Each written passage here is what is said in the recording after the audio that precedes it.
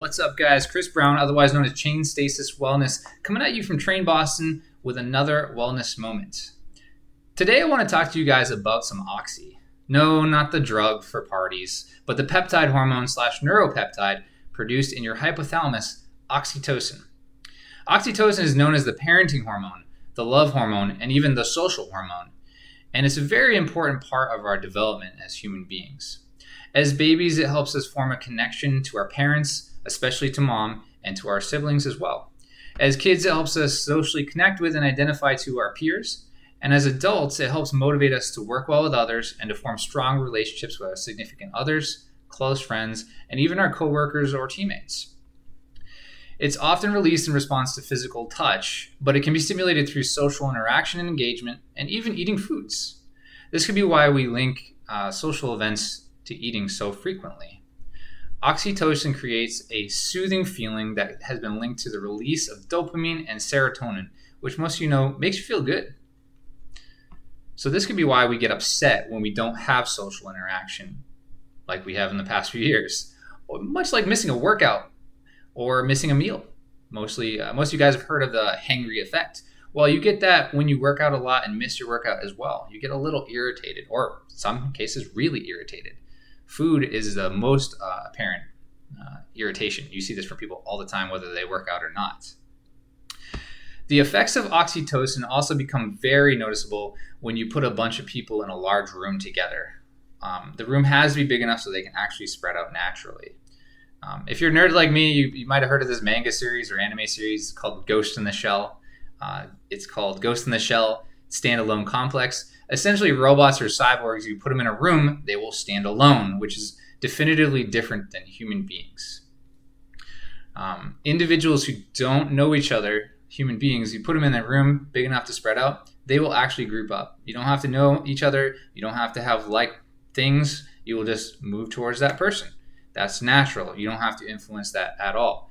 This could be because of oxytocin.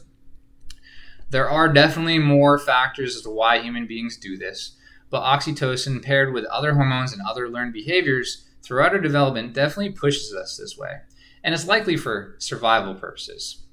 But conversely, it's also been shown that isolation over extended periods of time can have some serious negative effects to humans, both mentally and physiologically.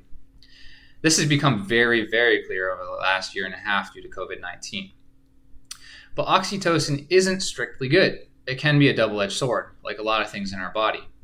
It's been shown to be produced in high levels when people are performing violent or mean actions in a group, like hazing, lynching, war crimes, etc., or even just being more agreeable and passive to actions you might not normally condone if you were alone or in a smaller group. It can also push us to be more hedonistic with even eating or overeating, and possibly even drug consumption. Essentially, anything social, whether it's physical touch, verbal conversation, or even digital interaction on social media, is linked to the production of this hormone. So what does this have to do with wellness and performance, though? Well, recently I was chatting with my coworkers, and we were talking about how it felt like you had better workouts when you go to an outside gym with a lot of people. They weren't necessarily people doing the same workout or competing against you, or even people you knew. But there appeared to be this X factor when you're performing in front of a crowd or in front of people around you. Now, this anecdotal conversation got me curious. Could oxytocin actually be a performance-enhancing substance, or a PED? I wanted to find out for sure, so I looked into studies to see what I could find. Now, oxytocin, again, it's a peptide hormone secreted by the posterior pituitary gland, which comes from the hypothalamus, part in your brain. The hypothalamus is known for helping with controlling recovery-based actions like sleep, hunger, thirst, body temperature, and in the case of oxytocin, parenting, social behaviors. They're all very parasympathetic activities, meaning calm recovery activities. And the effects of oxytocin definitely are more in line with that, the refuel and rest and recovery side of things. But as any parent knows, when pressured on your children's well-being, you will literally do anything to make sure they're taken care of. And that includes your loved ones, your brothers and sisters in arms, anything. You will do whatever it takes. You'll produce adrenaline, your heart rate will go up, your blood pressure will go up, muscular tension will increase.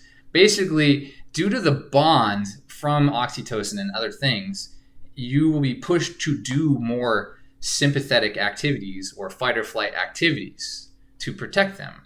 So in a way, the bond that was created through a parasympathetic hormone makes you do more actions that are sympathetic at a higher level, even more so than before. And as I've said in the past, we're very, very motivated by our peers. Not money, not other similar rewards, but by our peers that are on a similar level to us. Motivation is very interesting.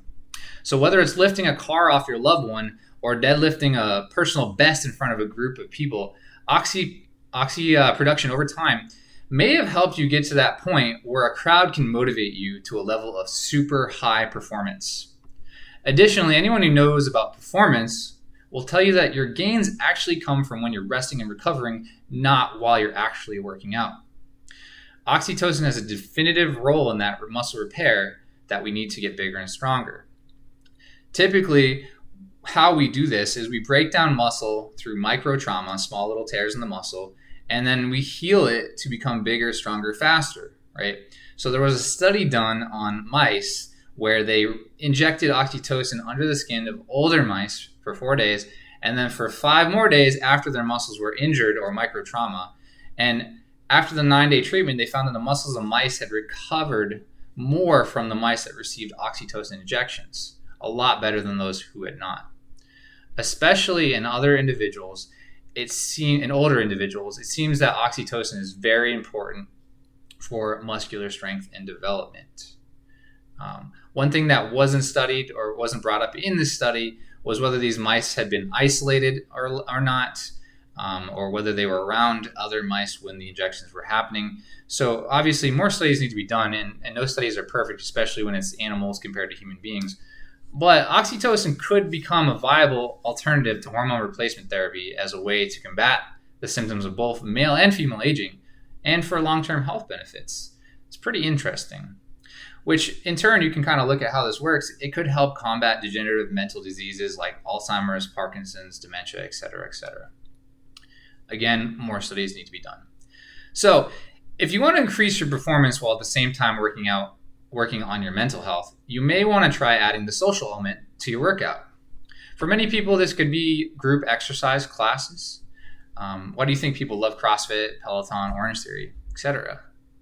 It's probably partially, at least, because of oxytocin. That's why they go towards it. Or maybe it just means getting a workout partner or an emotional spotter you can check in with, telling them how your workouts went.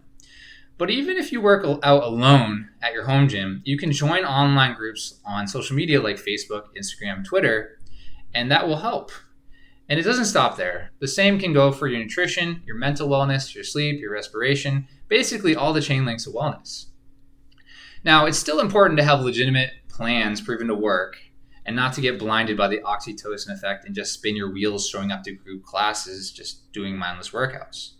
This is why a lot of people don't see success when they join these groups. They just go for the social factor and stop worrying about progressions and overload, etc. But the oxytocin effect, when applied correctly, might just be the extra boost you're really looking for. So, what do you guys think? Do you think you do better alone or with a group? Maybe a little bit of both. And who do you work hard for? Is it for you? Is it for your daughter, your son, your mother, your father, your cousin, your buddies, your teammates? Not everyone's the same, but you have to think about it and decide for yourself. So give it a shot. Be mindful of the results and let me know your thoughts. That's all I have today for you guys. Thank you very much. And as usual, until next time, be well. Thank you.